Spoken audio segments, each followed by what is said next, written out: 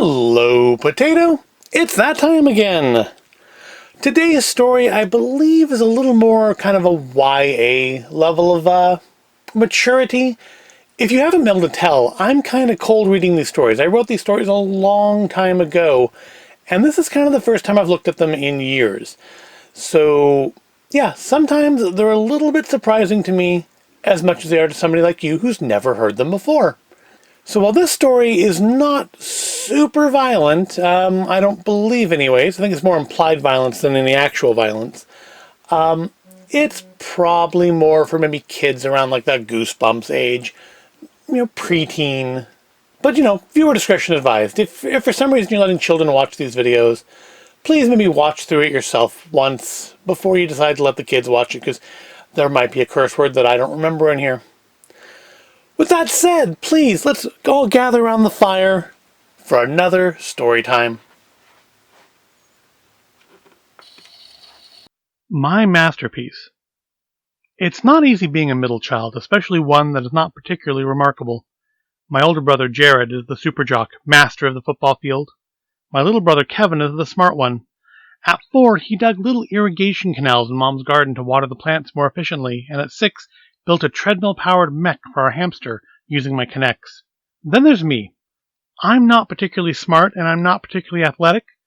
What I am is the artist, which amounts to basically being invisible. I can draw some, paint a little, but what I really love doing is sculpting. I don't mean clay sculpting, although I do that sometimes too, but old-fashioned hammer and chisel stone carving. This does not impress my parents like a touchdown or a spelling bee victory does, though. It's going to impress them now. I saved up all of my birthday and Christmas money to get myself a big block of Carrara Arabiscato, this awesome marble with yellow and brown veins running through it.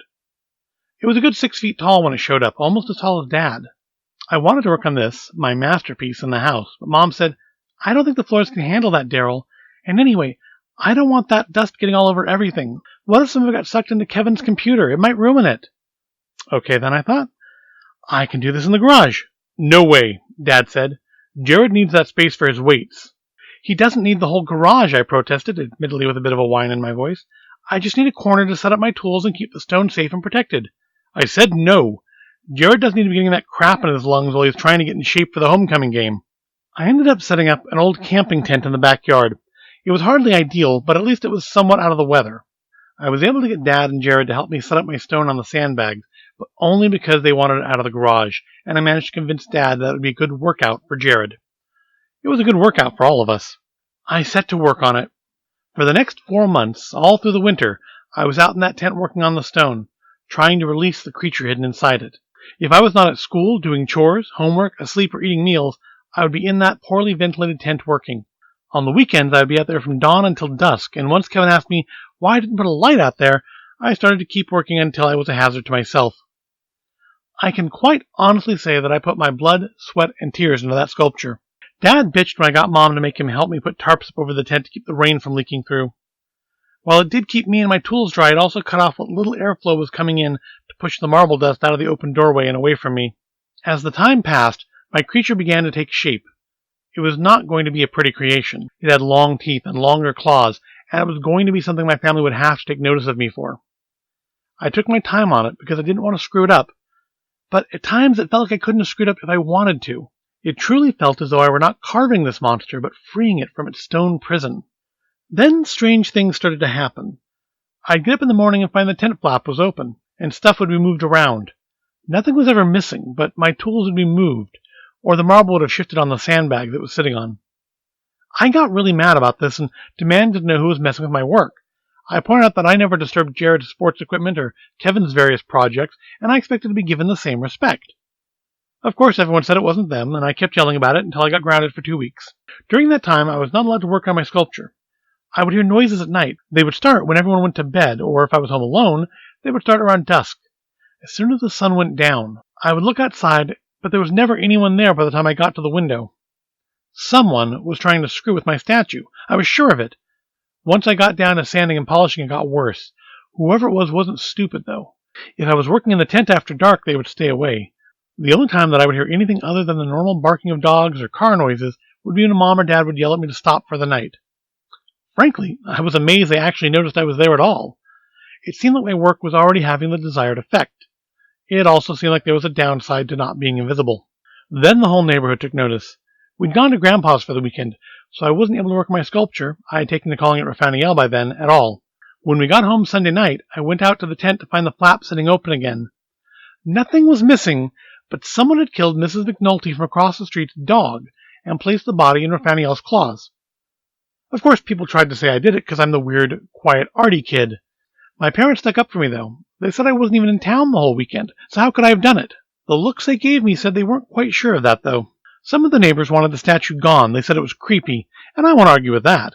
I was worried that Mom and Dad would agree with them, and I was so close to being done, too. I was trying to figure out a way to move Raphael myself, but I might as well have tried to figure out how to levitate. Even with so much of the stone's original mass carved, chiseled, filed, and sanded away, it still weighed well more than I did. Mom and Dad surprised me again, though. They told the neighbors no. I know they didn't want my creation around any more than anyone else, but they finally respected me and my abilities. I would have been over the moon about this if I weren't so worried about someone destroying my work so close to its completion. I don't think I would have cared so much if I were just able to finish it first, but the idea of being almost done and not ever getting to finish ate at me so much that I had trouble sleeping. That was the only time that I found a body with Raphael, but there were 3 more times I found blood on him. I cleaned him each time and threw away the rags before anyone could see. I didn't know who was trying to make me look like a freak or where they were getting the blood from, but I wasn't about to let anyone else know about it. Of course, things spilled over into school. Manny Spanner, this douchebag on the football team with Jared, ambushed me after school. He punched me in the face. "Dog killer," he called me as I fell to the ground. Then he kicked me a few times and spit on me. I had to tell my parents I got a black eye from a baseball on the way home. Telling them I got beat up because of Raphael would not have helped my chances of getting to finish him. They either believed me or weren't interested enough to question. Since I couldn't talk to my family and I don't really have any friends to speak of, I vented about it to Raphael. He sat there as I ran sandpaper over his cold stone flesh, trying to get him just perfect. I told him about how Manny had bullied me before, too, and what I'd like to do to the jerk if I had a chance. Statues are very good listeners. School was canceled the next day. Somehow Manny Spanner had been impaled on the flagpole during the night. The rumor was that he'd somehow climbed up onto the roof and jumped off. It quickly became apparent to me that something different had happened. I wasn't sad that Manny was dead. He was a dick. So I was going to use this free day off to work on Raphael. I was just down to the polishing now, and soon he would be perfect, or at least as perfect as he was ever going to be.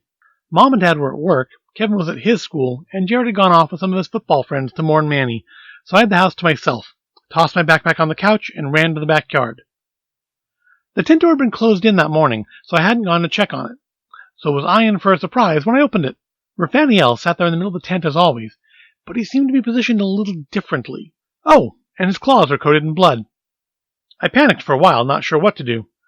Someone was clearly messing with me, but where had the blood come from? Had they killed another animal and poured blood on the statue like before? Was it Manny's blood? Had someone heard me complaining to Raphael about being bullied and killed the testosterone-enhanced turd with the intent of framing me for it?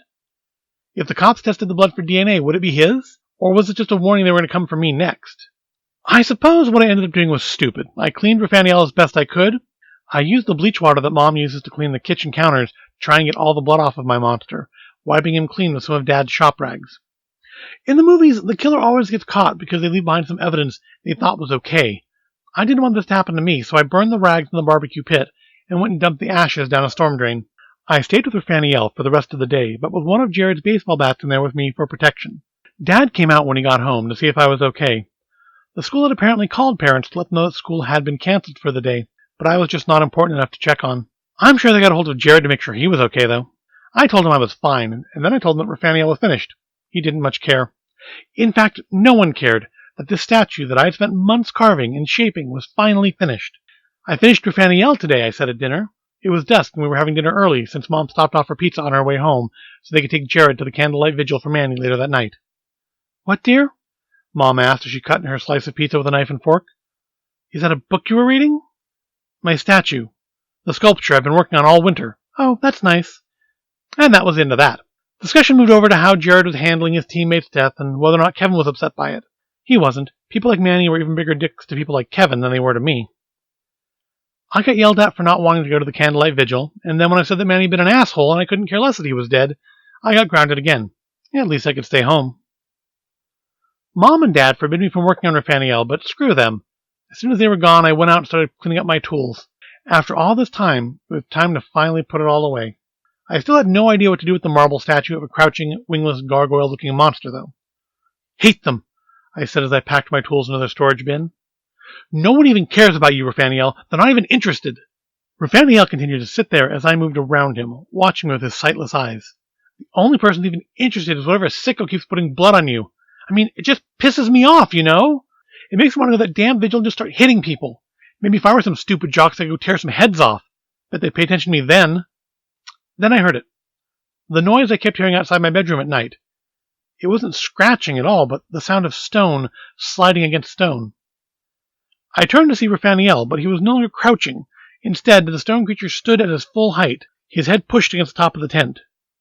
I staggered back, soaking my shorts with the soda I drank at dinner.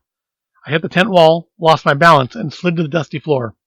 You have freed me, Raphaniel said in a voice that sounded cold and dark. So I shall do your bidding.